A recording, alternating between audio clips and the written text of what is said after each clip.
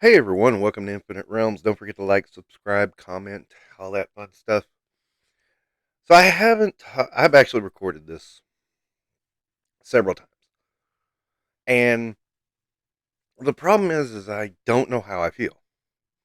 That's the problem. Of course, Babylon 5 is returning, the road home.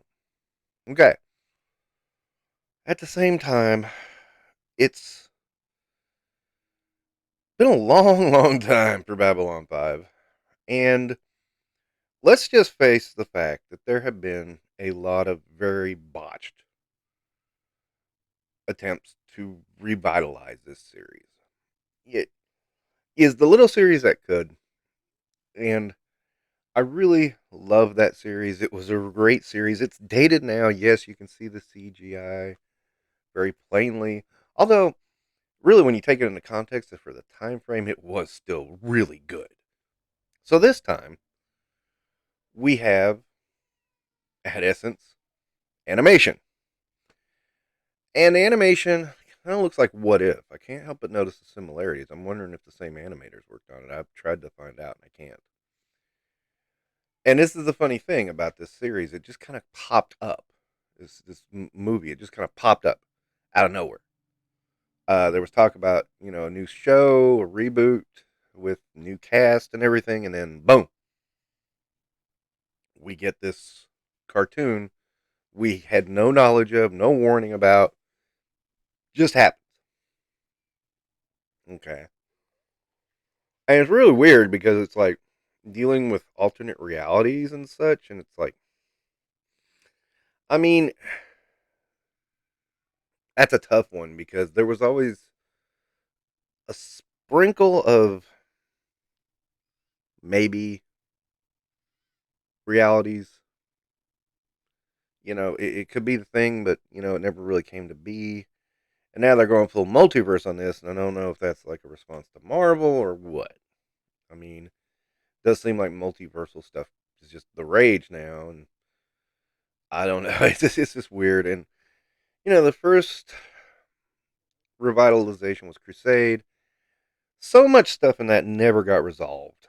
To this day, I don't think they've ever even tried to resolve it. There's a few lines of the Excalibur succeeded in curing the Drakh plague, but that's all you hear.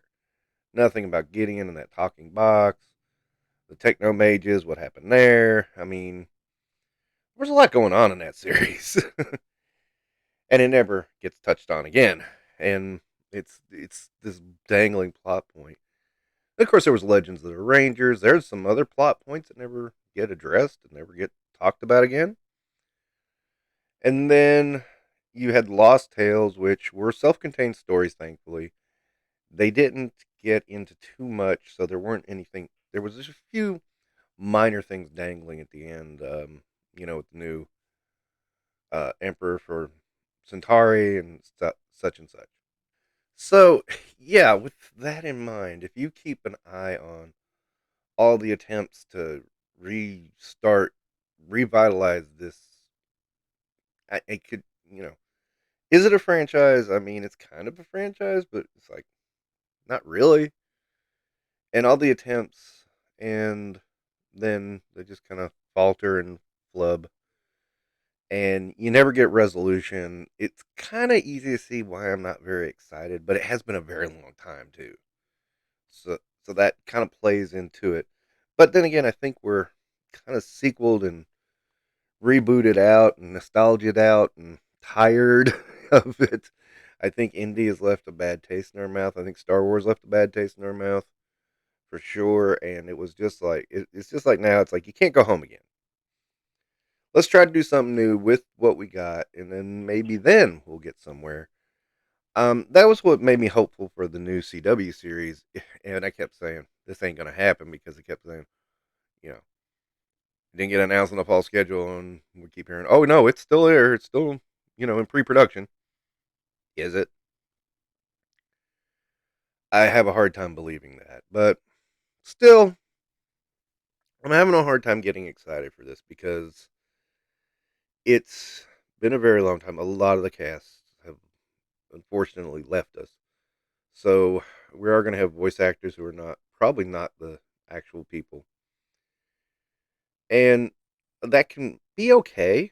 I mean, that's not gonna, you know, it might be jarring in some cases. It depends. It's gonna depend. Do I plan to watch it? Probably. I mean, I'm a huge Babylon 5 fan. That show, the whole breadth of that 5 years is really good. And one of the weaknesses of Stravinsky and his guidance in the show, he's very slow to get things moving. He wants a slow burn. The problem is it's almost too slow for people to deal with. Now, granted, once that slow burn is done and it gets to the heated part, oh, that's fantastic. But that slow burn, it's hard for people to get there. People who I introduced Babylon 5 through over the years have a real hard time getting through season one because it just seems so disjointed and doesn't flow. There's introductions to things, but it doesn't flow very well. And I felt the series, you know, I said too that season one was always the one that kind of like goes, how did the show survive season one? Yeah. Season two, it starts picking up. Season three, it gets really good. Season four is really good. Season five, they kind of, they kind of dropped the ball there, but we all know why. And then, etc. with Crusade and all that. Yeah, it's hard to really get excited about this. And I don't, I see some like, oh, wow, Babylon 5's back. But that's kind of it. It's not real excitement. And I mean, this is going straight to video, which is odd. That is very odd. But then again, most of the DC animation does the same thing. So I won't say that's a problem. But yeah, there's been so many failed projects and so many lackluster projects that it's like I don't want to deal with the multiverse of madness of Babylon 5. That's just kind of boring. But it is happening. It's going to be out soon. I think they're going to premiere it at the San Diego Comic Con. Surprise, since the rest of Hollywood has basically vacated that little celebration. So we'll see how it goes. Again, just don't know how I feel. Fatigue is part of it, but then, I want to be hopeful because Babylon 5 was about hope. So maybe maybe there's a new story there that we just need to see to believe. But we'll see. Anyway, thank you for watching Infinite Realms. Don't forget to like and subscribe.